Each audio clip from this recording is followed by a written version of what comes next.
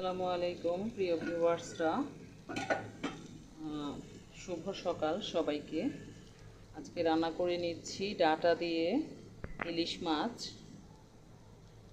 যেহেতু আমরা healthy লাইফস্টাইলটা maintain করছি, সেহেতু আমরা এখানে ইলিশ মাছটা না ভেজে আমরা ডাটাটাকে অল্প ডাটা নিয়েছি। মাছের পরিমাণ বেশি থাকবে, এখানে 2 পিস দিয়েছি, 3 piece, 4 piece, 5 piece, 6, 7, 8, total 8 piece মাছ দিয়ে দিয়েছি। অল্প ডাটা, অর্থাৎ প্রোটিন বেসড তরকারিটা হবে।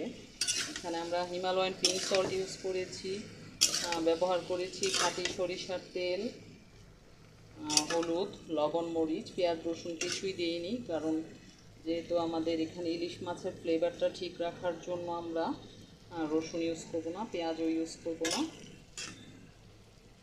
একটু কিছুক্ষণ কষিয়ে আমরা এটাকে ঝোল দিয়ে নিব। এইখানে এইভাবে রান্না করলে মাছে ওমেগা-3 ফ্যাটি অ্যাসিড, যেটা আমাদের হার্টের জন্য, ব্রেনের জন্য খুবই উপকারী, এটা ঠিক থাকবে। আর এখানে রান্না করে নেব আমরা বেলে মাছের চচ্চড়ি, হলুদ, মরিচ, হিমালয়ান পিঙ্ক সল্ট দিয়ে মাখিয়ে রেখেছি, এটাকে আমরা চচ্চড়ি করে নেব।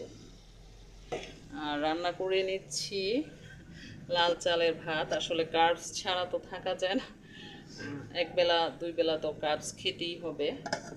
এখানে লাল চালের ভাত রান্না করে নিচ্ছি, কিছু নিজস্ব জমিতে উৎপাদন সাদা চাল, সাদা বলতে ব্রাউন ফাইবার, ওইটার সাথে লাল চাল মিক্সড করা আছে, এটা রান্না করে নেব।